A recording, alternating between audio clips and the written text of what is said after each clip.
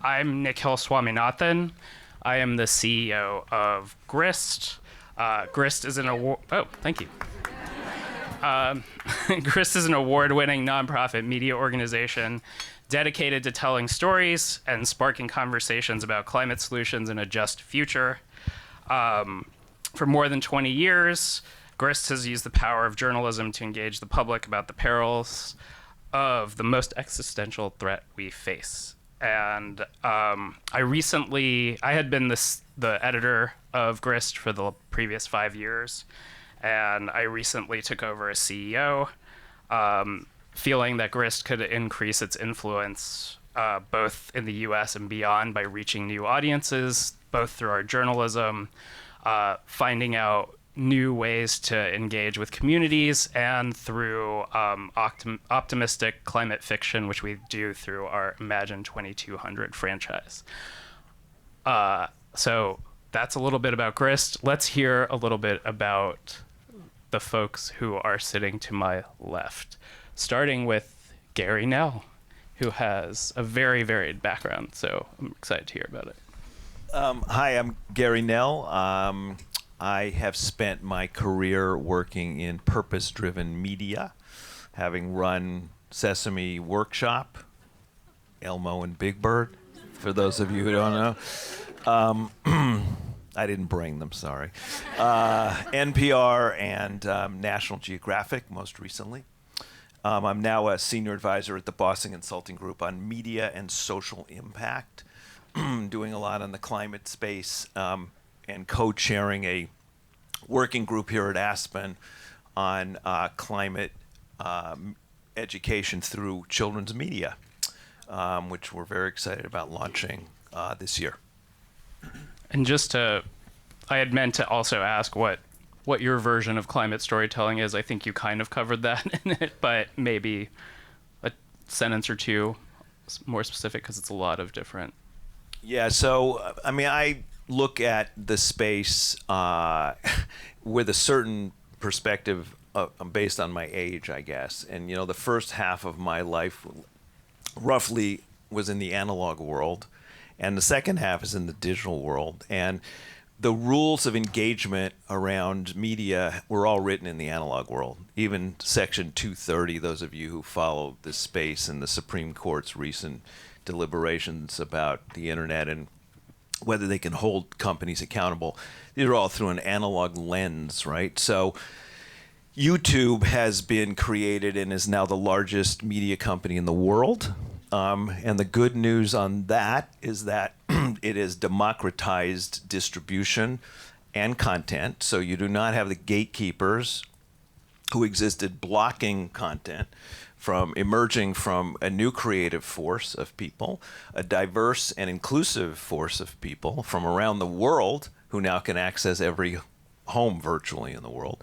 The bad news, however, is that it's an unregulated, unmoored ship that is populated by a lot of mistruths and misinformation.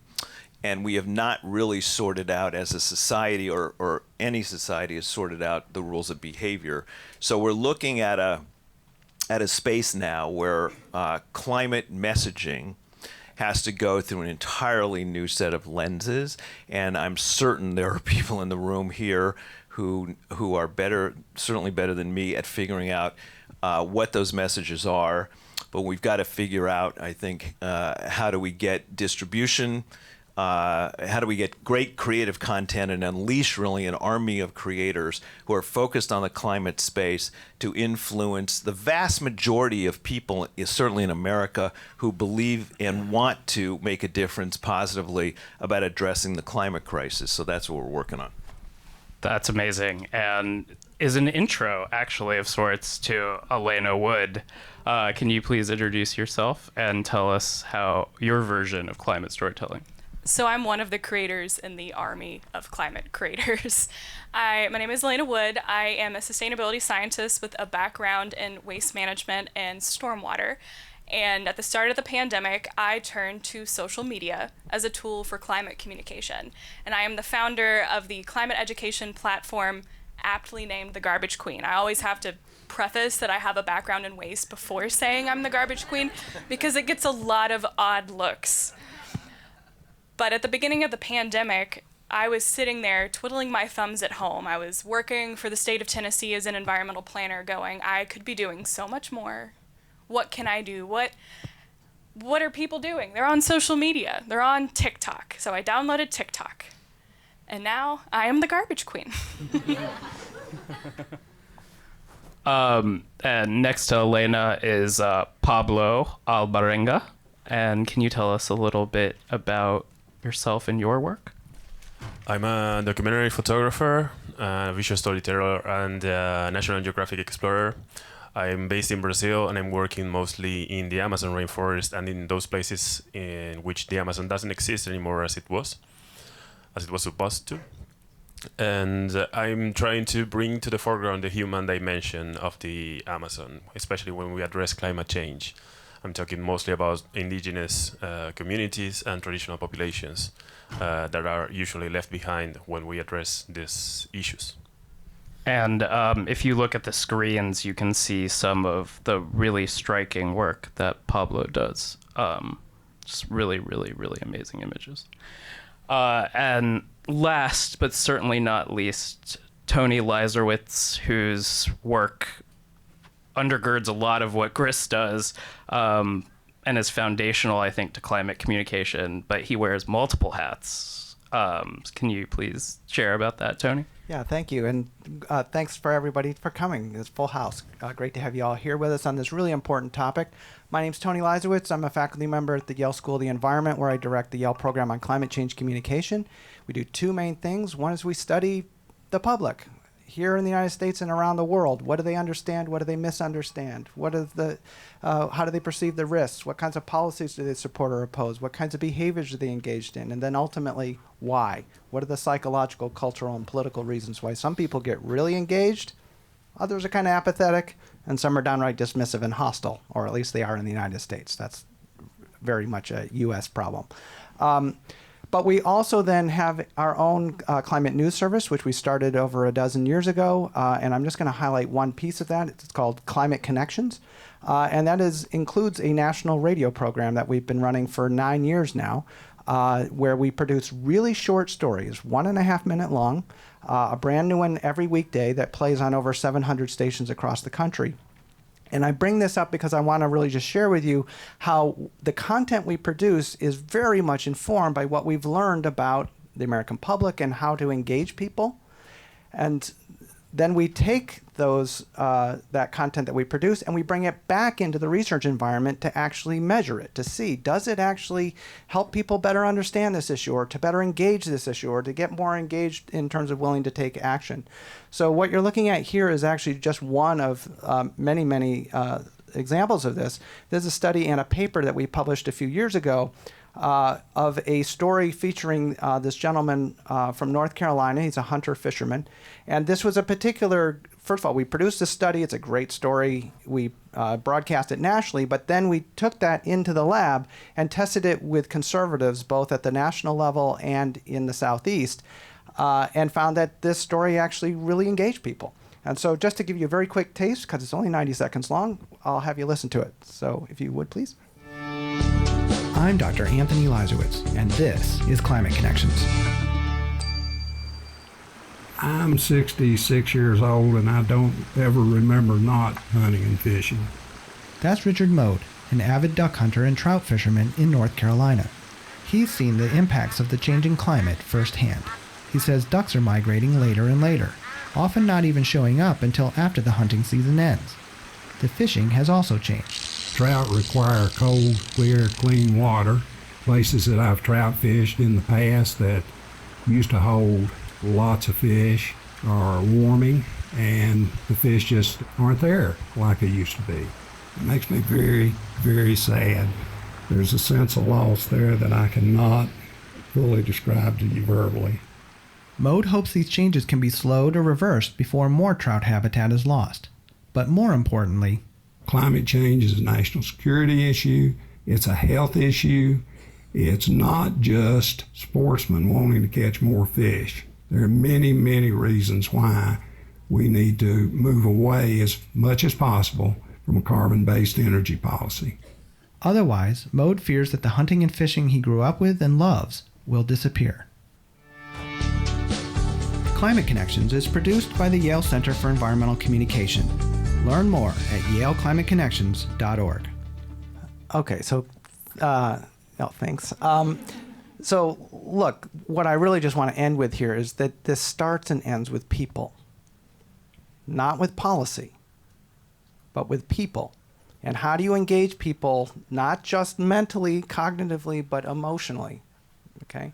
And that's really what I want to emphasize, is that's at the heart of effective storytelling, is that you are engaging the whole human being, not just the left part of their brain.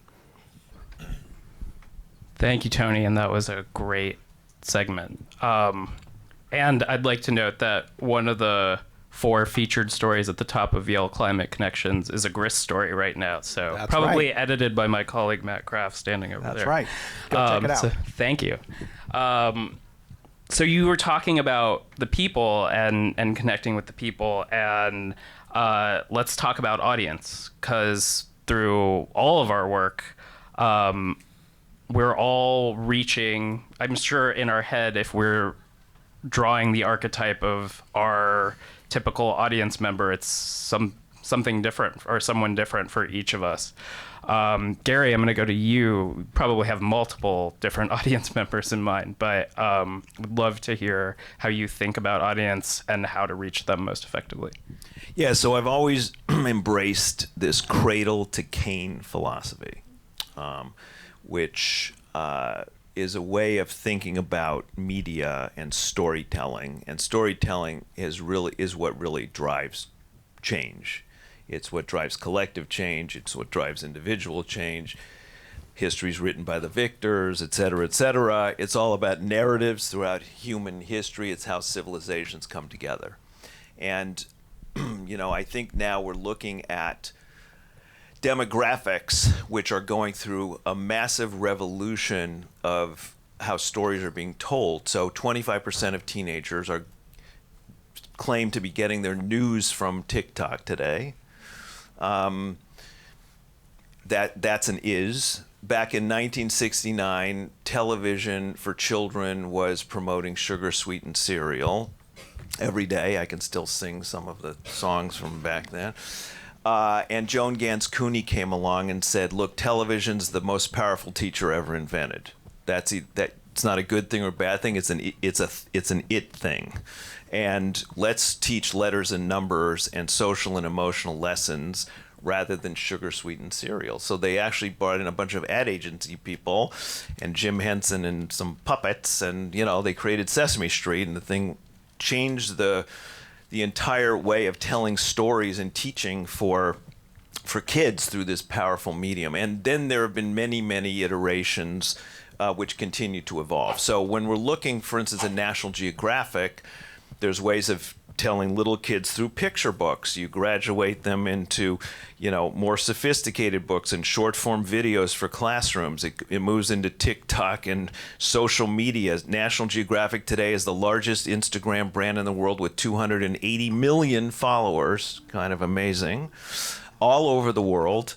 And then graduated into long form programming through streaming platforms, through linear networks, the magazine itself, which has an older demographic, primarily the print magazine, and eventually, you'll go on a trip with National Geographic. But you've got to look at this in a completely separate way of, cradle to cane, figuring out what is the right content, and more importantly today, what are the right distribution platforms that you need to reach people through these stories? So Tony's got his platform, I know, through a lot of public radio stations as an example, because he's reaching a very specific demographic. If you want to reach African American audiences, you want to probably look at, different sorts of distribution networks. So it's really a question of identifying who you're trying to reach, tailoring content for them, and driving affiliations with those distribution outlets. It's got to be a holistic approach these days to storytelling to make it all work.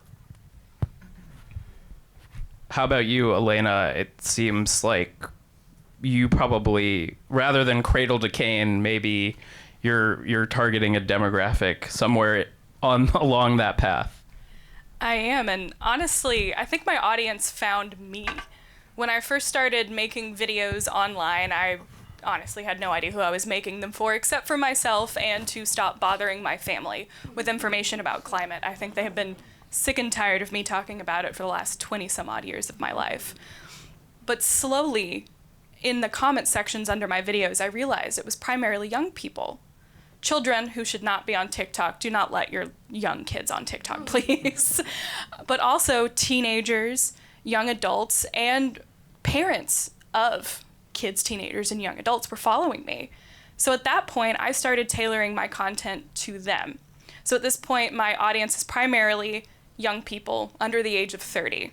But that doesn't mean people over the age of 30 don't watch my videos either. That's the glory of social media, is anyone can see it at any time. And I use TikTok in particular because 1 in 4 young people get their news from TikTok, which is pretty cool on one hand, but also scary on the other hand because of the potential for misinformation, which is one reason why I decided to continue my climate storytelling, was to address misinformation. It's very frustrating as a scientist to see blatant misinformation go viral over scientifically accurate information.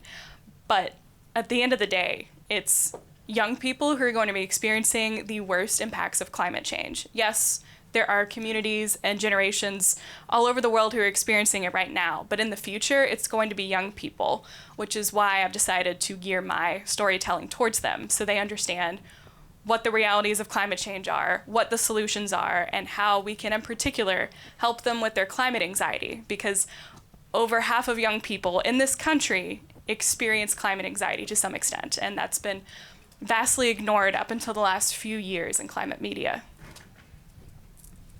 I think we're going to probably end up coming back to misinformation a little later, either through a question from me or probably from the audience. So I'm glad you brought it up.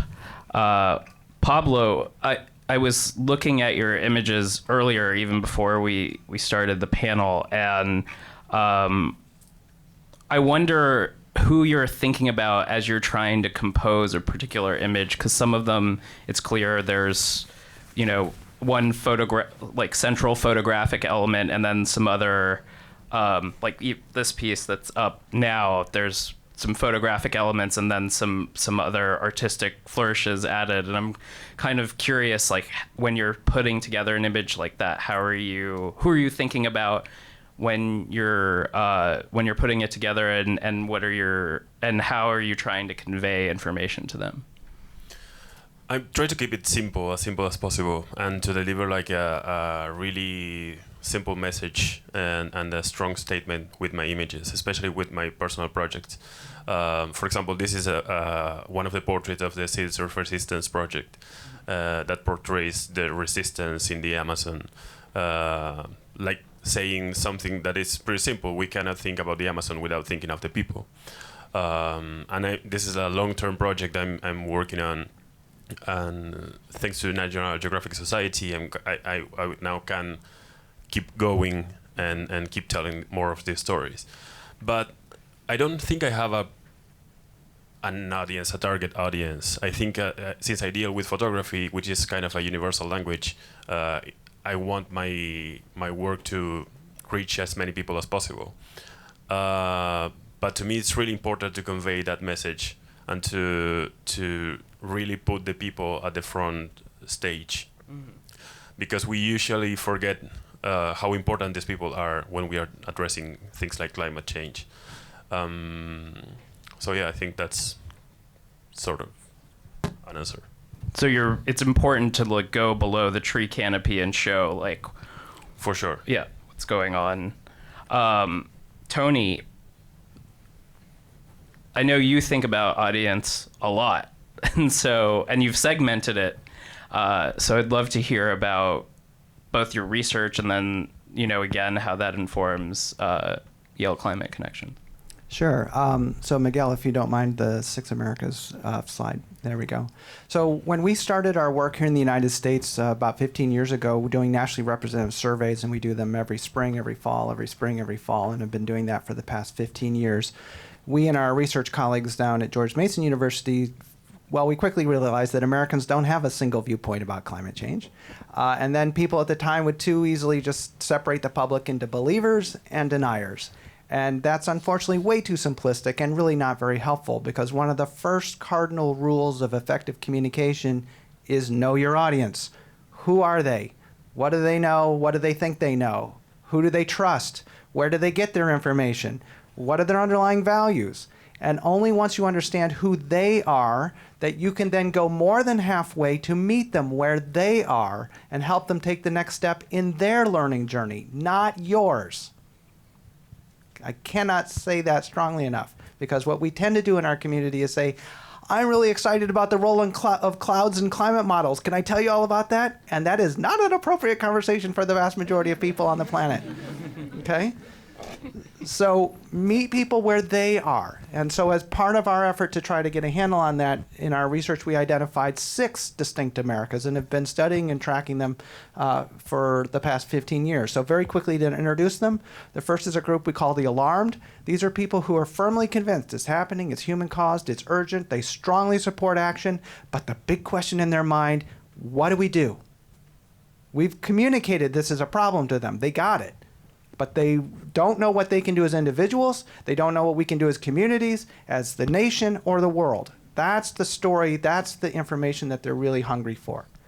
Then a group we call the concerned. These are people who say, yes, it's happening, and it's human caused, and it's serious, but they still tend to think of the impacts as distant in time and space.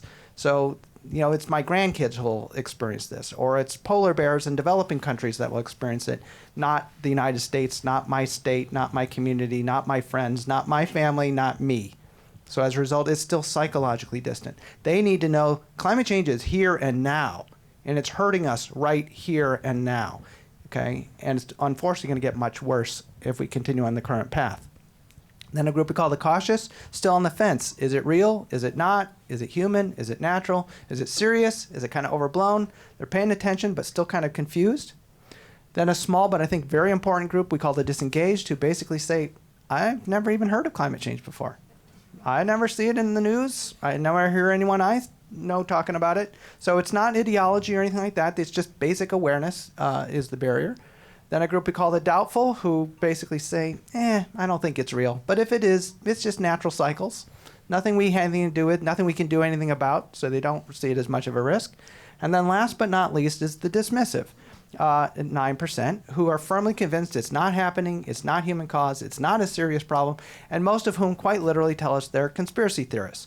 It's a hoax, it's scientists making up data, it's a UN plot to take away American sovereignty, it's a get-rich scheme by Al Gore and his friends, and many other such conspiracy-type narratives. My last important point here is that they're 9%. They're only 9%, but they're really vocal 9%. They're really loud 9%. They're more than adequately represented in the halls of Congress, but they've tended to dominate the public square to such an extent that the other 91% of us who are willing to have a constructive conversation about it don't bring it up. We don't talk about it because we're afraid of picking a fight.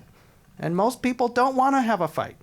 Climate change has joined sex, religion, and politics at the Thanksgiving Day table as something that you don't want to talk about because nobody wants to pick a fight with Uncle Bob. Okay, and it's often an Uncle Bob. Okay. So it's just to say that there are these very different audiences. They have very different needs. They have very different starting points. And if you are a storyteller, you need to figure out which one of these, and you can apply this to young people. You could apply this framework to farmers. You could apply this framework to any particular group that you're interested in, and just recognize that one of your first goals is to figure out where they are in this learning journey and meet them where they are. Yeah, when I look at this slide, I'm really wondering if all of GRIS should just be pointed at the cautious folks, because once you get them, then you have, 75% or more? But I will say GRIST is focused probably in one way or another through various different projects on at least the first 3, if not 4. And, you know, a lot of thought goes into how we reach them. So, for instance, we've tried to do more work in the Midwest of late, and we've told a lot of stories by focusing on the Midwest and the South, sorry. And we've focused a lot of stories on first talking about change, and then later talking about climate. So the change piece is the Wisconsin Friday night fish fry that's been, you know, tradition for the last 60 or 70 years, and usually consists of fried perch or walleye, is now requiring perch from eastern Michigan or something to be brought in, and the cost of it is going up. And so telling the story that way and then getting to what's driving all of that, I think, can be effective. And it sort of echoes exactly the radio clip that you played earlier. So I think that's one strategy among, I'm sure, many that all of us are employing, and probably many people in the audience as well. I am curious, though, for each of you, and my guess is that for you, Gary, there isn't one answer, especially because we're talking about cradle to cane. But I know from our pre-conversation with Elena, for instance, that there is a particular thrust of the climate story that she has to tell. But for you, Gary, like, what, generally speaking, you've talked about all these different audiences and all these different platforms and distribution platforms for reaching them. But is there a thrust to the climate story that you are typically telling? Well, I want to pick up on, well, for kids for sure. Let me come back to that in a second, but pick up on Tony's note here, which is so impressive, and it's so correct, I think. I gave a commencement speech at a huge high school in Washington, D.C. a couple years ago, and I put this throwaway line in there, you know, stay away from negative people, they're useless. And the entire place, like, gave me a standing ovation. You should have said it. It's kind should of have proclaimed it again. It's kind of a throw, but which made me feel actually really good about the audience, and it made everybody in the audience feel pretty good. And you know, if there's one thing we've found, is that the media has hyper polarized our political space to make money, basically. And everybody needs to freaking calm down, right, about this. I'm on the board of StoryCorps. I don't know how many of you know that. And they've launched this effort called One Small Step, which is about connecting, you know, folks on the left and folks on the right about commonalities and humanizing the other side. We did this work at Sesame Street, my former colleagues, Michael Levine, Patty Miller here, working with Israelis and Palestinians, working in Northern Ireland with Catholics and Protestants, working in Kosovo on conflict resolution. And you know what? The whole message was, we are different, but you know, we're basically the same. And I think a lot of this issue can come together. I know this sounds a little Pollyannish, but I think this issue can come together through science, through the garbage queen, through the fact that, sorry, you have some competition now, because Oscar the Grouch has just been named the chief trash officer for United Airlines this week, by the way. I'm not making that up. Check it out. And you know, it's a way of humanizing the issue to the points that were made before, that we've just got to get through. And for kids, it's especially true. Kids have a lot less of the certainly small kids. They're curious and they're hearing a lot, but they're naturally born scientists, as Neil deGrasse Tyson talks about. You know, you put a kid in a park or a backyard, and they're going to go for birds and bugs and plants, and it's the adults that kind of drum it out of them. So how do we unleash that potential in our children to you know, take this to the next level? They become the folks who are really going to help mitigate, solve, move us forward on the climate issues. There's just amazing potential there, Nikhil, I think, to embrace that. And there's a lot of smart people working in the education space, including a lot of amazing teachers who are coming together. The state of New Jersey, you may know, now has a K-12 climate curriculum. We need to have more states doing that, and it's an all of the above approach. Does that mean, just to your point about Oscar the Grouch, is he going to be the one dragging unruly passengers off the plane? No, I think he is going to be helping with the recycling fuel, pushing a agenda, hopefully for. Look, I had Cookie Monster promoting eating vegetables, and that was hugely unpopular, I have to tell you. But the point was, even Cookie Monster can't eat cookies all the time, right? He's got to occasionally have to have a Brussels sprout. So the kids completely got the message. So Elena, if I spend 6 months watching the Garbage Queen on TikTok, what's the big take-home message that I'm getting? It is not too late to address climate change, and in fact, it will never be too late to do something to make our climate better. Most of my work at this point deals with young people, like I said earlier, and their climate anxiety. And one thing that tends to happen to young people who have climate anxiety, who are being inundated with a lot of climate news that's particularly negative, is that they fall victim to climate doom, which is the insinuation that it's too late to address climate change. And by the way, that is a form of misinformation because, again, it is not. So most of my content drives home that it's not too late. And I do that by addressing blatant misinformation, saying it's too late, or people taking headlines and not reading the articles at all, also insinuating it's not too late. But also through talking about climate solutions, and not just the fact that they exist, but how they are actively being scaled up all over the world. And also how scientists and activists, and in particular indigenous land and water defenders, are not giving up. So why does everyone else get to give up? So at the end of the day, it's not too late. No one else is giving up. So why do you think it's okay to give up?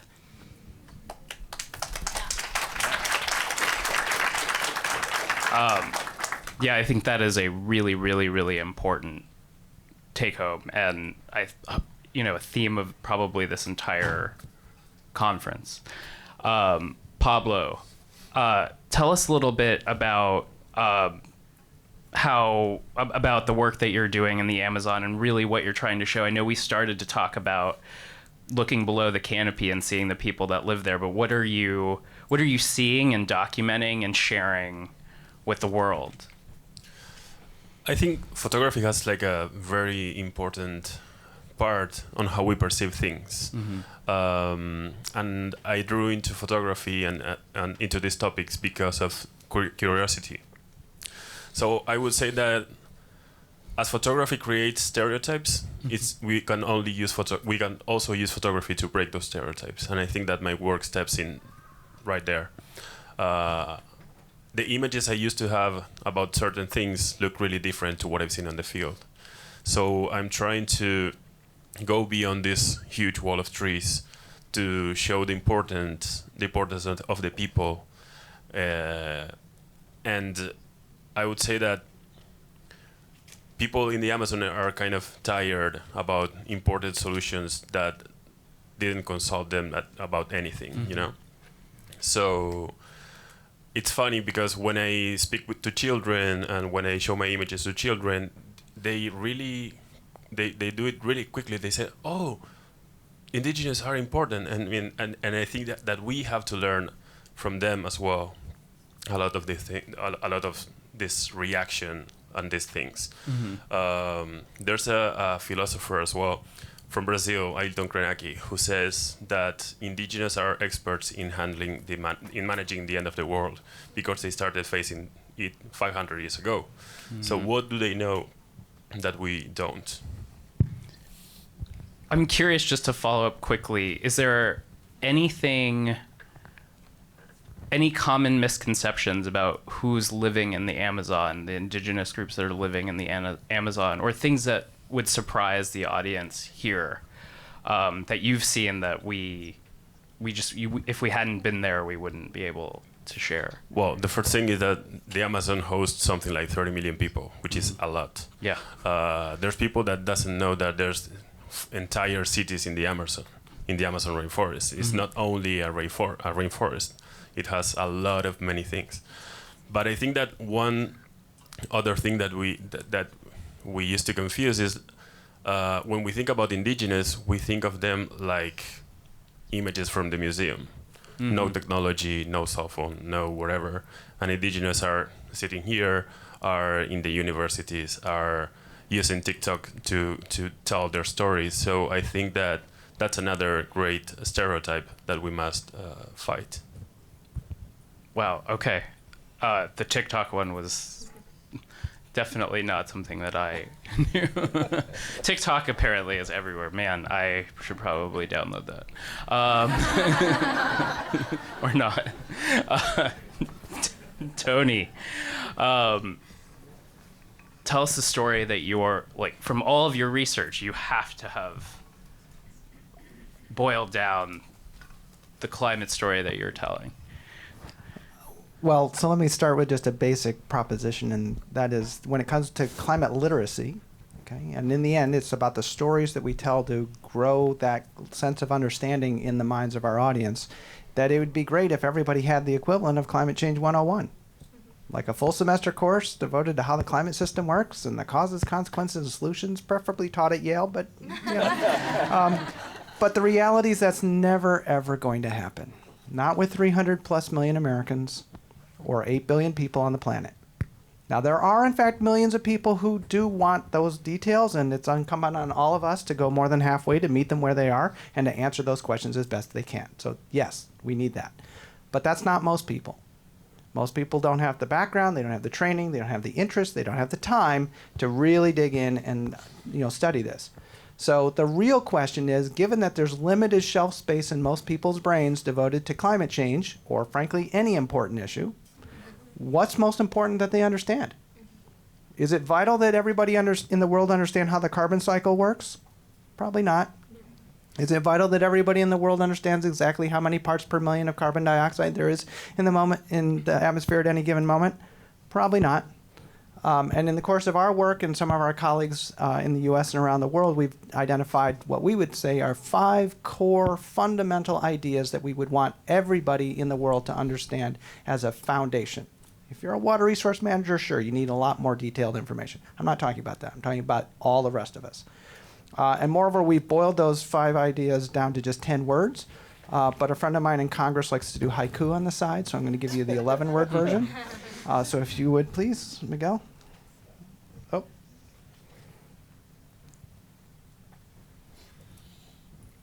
Hopefully. Oh my God, the anticipation is killing me. There we go. Oh, uh-oh. Had it for a second. That's all you get. Okay. The key fundamental ideas. Scientists agree. It's real. It's us. It's bad. But there's hope. Okay. Now that's simple. Okay. And in fact, that's one of its greatest strengths. It's really simple.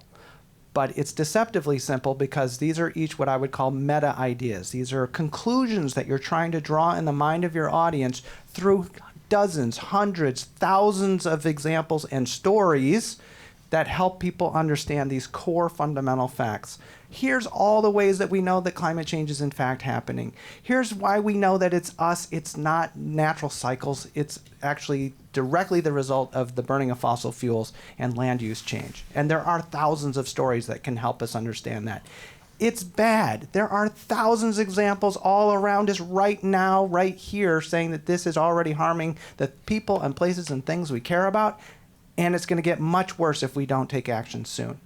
But to their point, really importantly is that last one, but there's hope, which stands in for all of the phenomenal things that people are doing all over the world that most of us don't hear about. As Gary was saying, in general, and I'm sorry for my colleagues in the news media and the audience, but generally the news media sucks at this. They mostly tell us the stories of how things are going bad, because they know that we'll click and we'll watch and we'll get outraged and so on and so forth. What we don't tend to spend enough time talking about is all the people who are rolling up their sleeves, getting involved, and making a difference in their sphere of influence, whatever that is. And I will just say that's one of the things for me that has been by far the most inspirational as for our radio program is the thousands of stories of people like that that we've been able to find and highlight and profile, because they are all around us. There are literally thousands and millions of people taking action on climate change today. Okay? And when we ask people in our research, what gives you hope? That's exactly it. Other people taking action. So make it visible. Tell those stories. Okay? That, I think, is one of the most important things that we can do. That's really interesting, because the way I think of the story Grist is telling is we're trying to balance between the macro and the micro. And the macro is the Keeling curve, and can we get it to plateau or even come down as a global society? But the micro is every one of those stories of individual or community or group actions that are trying to take control over what the climate crisis looks like where they live, whether it's on the front end through environmental justice groups or the back end, where, I mean, Susan Crawford's in the front row. She could tell you about the situation in Charleston and exactly what's happening there. So there's all these important stories that need to be told, but really it all moves up. The umbrella is, can we get no more carbon into the atmosphere? Can we get it to come down somehow? Or the other part of that is land use, how we're using land. So we are constantly at Grist toggling between macro and micro and trying to bring our various audiences along in that ride, which can be a lot. You know, it can be overwhelming. And so I think it's really important about the hope piece, and I'm glad that all of us have touched on that, because I think even when we one of the questions I wanted to ask all of you is, you know, since the IPCC report in 2018, the idea that we are on a now 7 or 8 year sort of time limit before I don't know, shit really hits the fan, versus that idea that we have to act and we choose when we act, and whenever we're ready to act, we should act. I think those two things are at times at tension, and I wonder how you guys deal with that in your work. Elena, Tony, Gary, Pablo.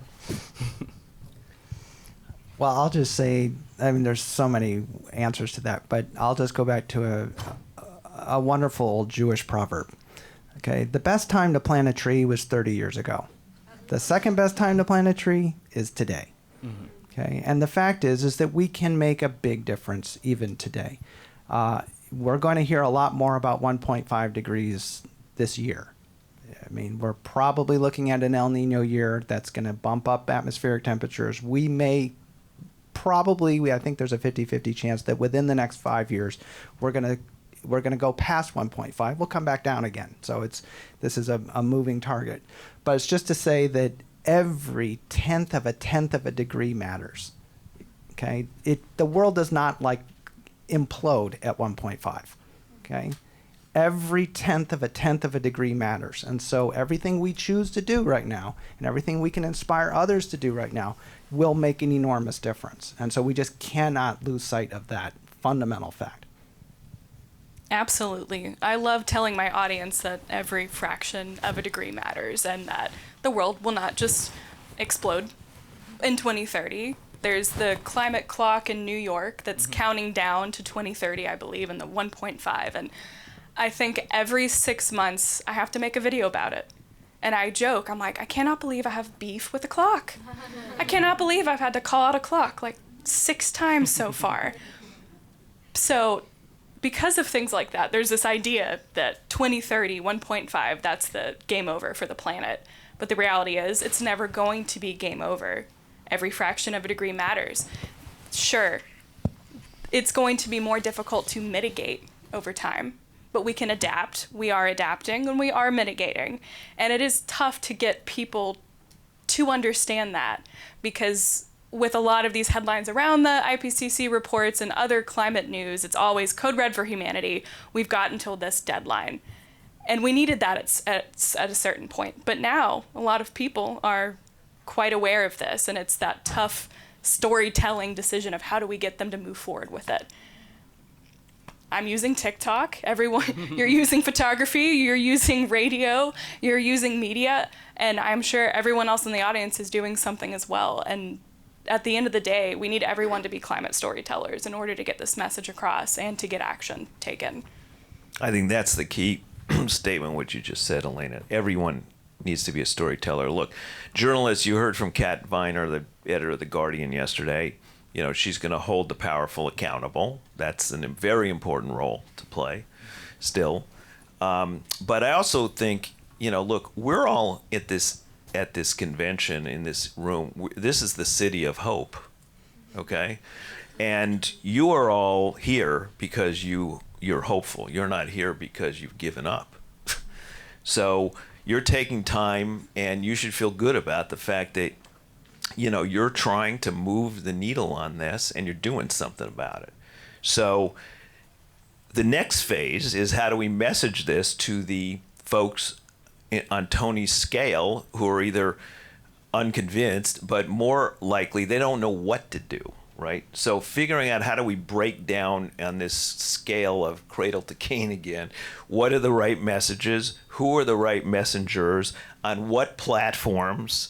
That's where we need to, I think, do the work, Nikhil, and that can be done. I mean, it's been done before. We've solved a lot of problems in this country. You know, I grew up in Southern California, and in the 1960s, I would play athletics after school. I couldn't breathe because the smog was so bad. You couldn't see the mountains 5 miles in front of you. And you know what? That's not the case anymore, because collectively we did something about that. The ozone layer has been, you know, that problem has kind of been fixed. So we've done something about it. We can do this. It's a question of, you know, not getting down and flipping out, but getting focused and getting the right storytellers on the right platforms, like the Garbage Queen.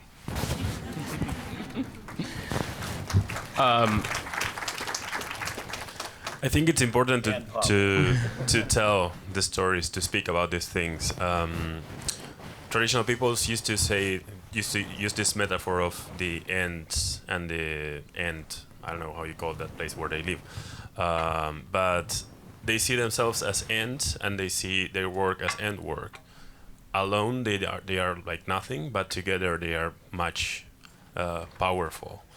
And I think we are sometimes, or always, or usually bombed with bad news all the time.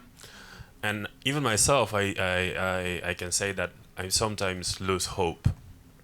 And I'm happy that I have this work in which, for example, a few months ago, I was in the rainforest and I was speaking with a woman that she was resisting in Brazil.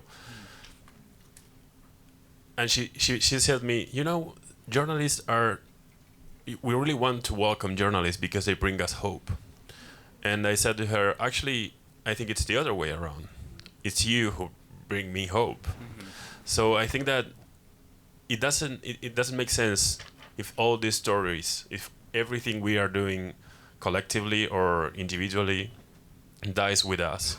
I mean, we have to spread the word, we have to talk with people, we have to share the passion of doing what we are doing. And I think it's about thinking of this more collectively. This is something that comes with me from these trips. That's a great place for our conversation to end and our conversation with the audience to begin. If you guys are up for taking some Q&A. Oh, right here. Go ahead. Hi, I'm Madeline. We all work in climate in this room, and I tend to feel pretty inundated with what I actually think is some pretty great climate communications. I'm on all the listservs, all the emails, I follow all of your work. And it actually makes it really hard for me to keep a good pulse on what everyone else is consuming, particularly the Alarmed, who my organization is trying most to reach with action opportunities. So do you have any practical tips for those of us practitioners in the room for how to sort of like keep a pulse on what the actual narrative that us non-climate people are seeing and reading? Look up hashtag climate change on your social media accounts and see what other people are saying. Like Twitter is a good one. You will obviously find deniers and trolls on there as well. But I try to do that, is look to see what other people are talking about, not just professional climate people, but also to talk to people in my community who are not as engaged in climate as I am. I go and honestly just bother my neighbor about it all the time, just to be like, what did you hear in the news recently? What do you think? Are we doing okay? And it's good to have that. I also bother my family, and they hate me for it.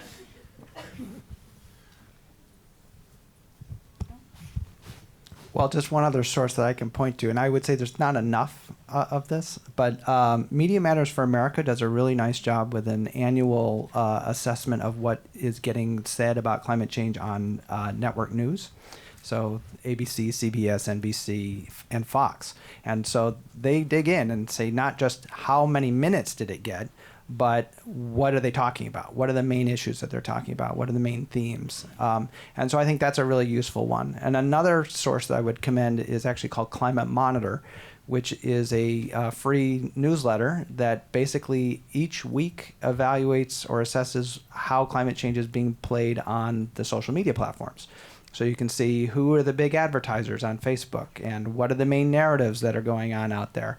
And so that, I think that's a really, again, a useful one to break out of your own bubble and to see that actually there's a big part of the country having a very different conversation than you're aware of. Thank you. Hi, guys.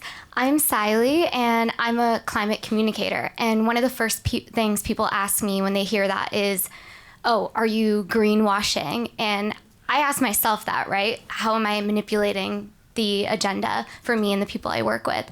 And so my question for you guys as climate storytellers is, how do you balance, getting that humanized story out there, really getting the message out there with what the reality is? I can take a stab at that one. So I think there used to be this, adage in journalism that was sort of fair and balanced and pulling from both sides. I think the thing that's most important now is to be representative. And that means if you're talking about a climate solution, for instance, something that seems promising, you need to level with your audience about what the scaling issues could be, how likely this is to play out. Because I don't think you're treating anybody fairly if you're not saying, well, this is potentially a really cool idea, but adoption is going to be an issue for X, Y, and Z reasons. Getting the funding to build it at a scale where it would actually move the needle is really, really important. And I think that's important in any kind of reporting. Is it's not enough to just say this thing happened. You have to say the context in which it's happening and what the likelihood is of the future for it. And I think that's how we, at least at Grist, with the process that we sort of go through editorially, we try to keep from, inadvertently greenwashing. So that's how we handle it.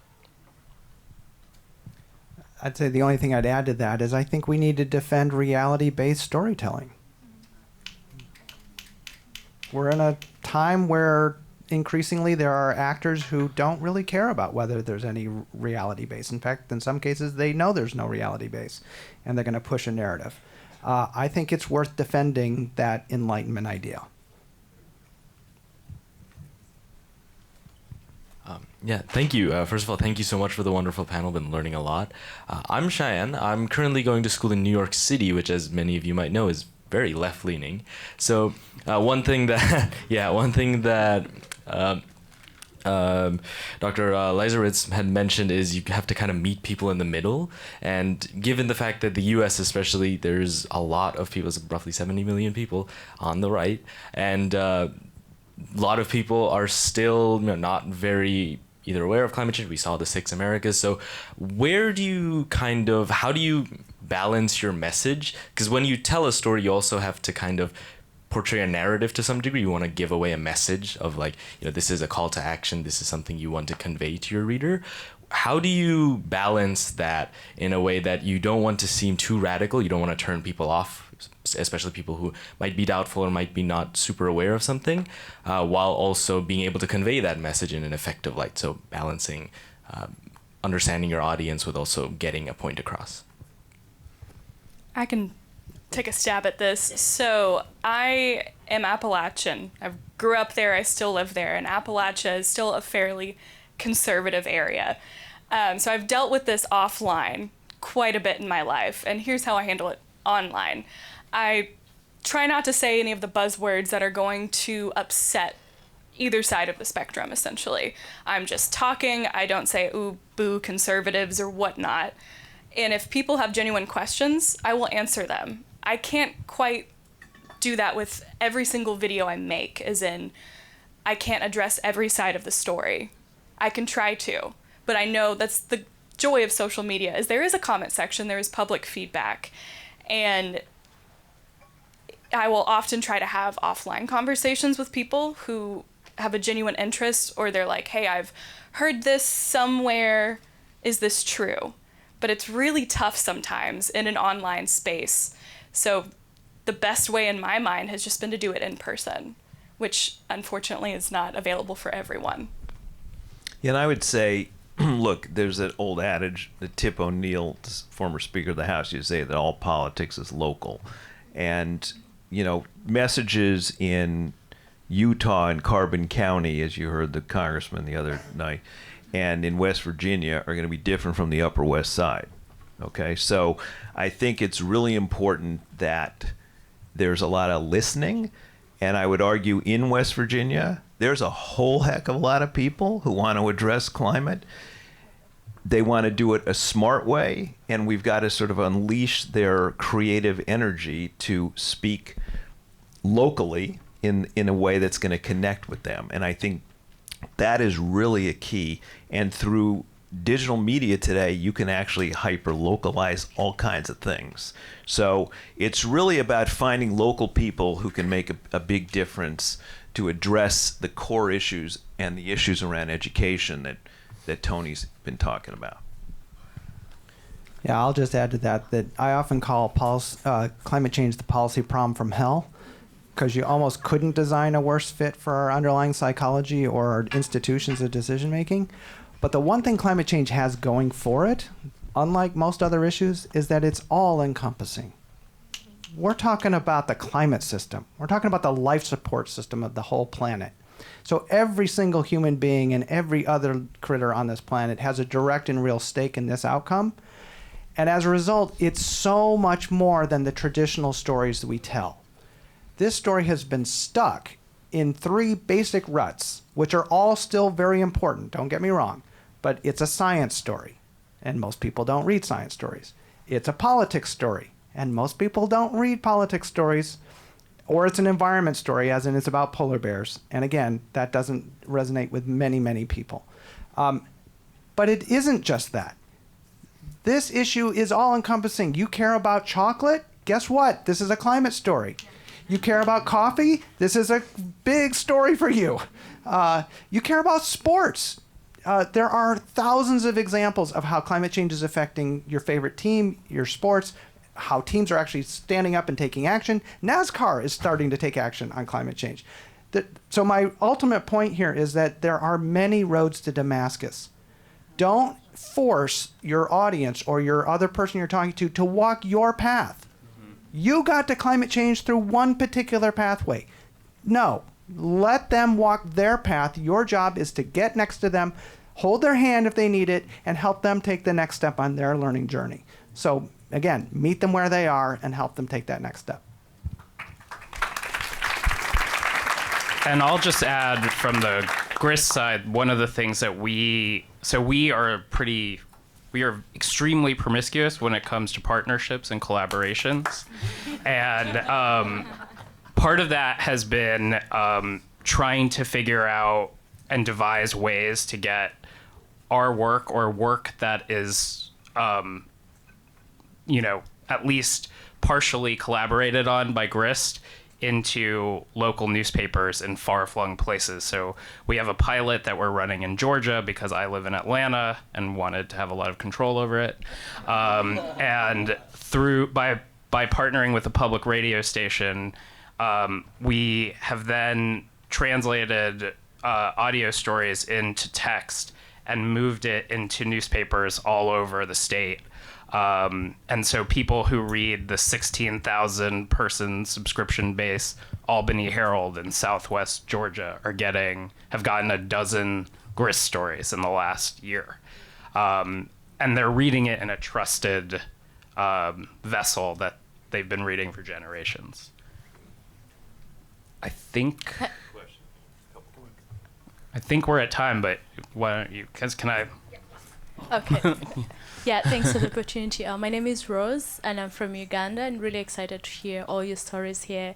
But thinking about my reality as a climate educator, and I was just thinking of how can that apply to myself when I'm working with people who have no access to internet, who have no access to smartphones. And I'm not talking about a few people, but the biggest part of the population. And I'm just thinking, there are things that I can resonate with because I have the privilege to access internet and phones and everything. But also like the competing stories. You're telling someone about climate change and they're like, I want a job. You're telling someone about, green job, they're like, I really don't care about what kind of job I get. I need a job to just earn and, survive. So it's sometimes really, I just want to hear your experience if you've had a chance to do your work, but with those issues. Thanks. Well, I'll just say this is a really important question, so thank you for asking it. I will say that what we find pretty much around the world is that there is this narrative that's particularly strong in policy circles, like you hear this in the COPs meetings all the time, is that we have to choose between protecting the climate or growing the economy and producing more jobs. And I've always hated this particular question. It's actually one of the oldest survey questions. Which would you prefer? Protecting the environment, even if it costs jobs and harms the economy, or growing the economy, even if it harms the environment? It's a stupid question. It's a false choice. It makes it as an either or. So we've changed the question, and we've asked this question in the U.S. multiple times. We've asked it actually internationally, and what we find everywhere, developed country, everywhere, most people say when asked, do you think protecting the climate will harm the economy and cost jobs, have no effect on the economy or jobs, or grow the economy and jobs? Most people say it's actually going to improve the economy and create more jobs or have no effect. Okay? It's actually a very tiny proportion of people around the world who think that this is actually a trade-off, that we have to give up the idea of an economy or jobs. And of course, we all know this. This transition that we're in the middle of right now this is civilizational history things going on right now.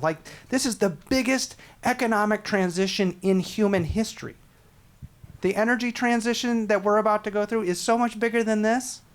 We're talking about trillions of dollars, millions of jobs, okay? So this is not about eat your spinach and let's suffer together, okay?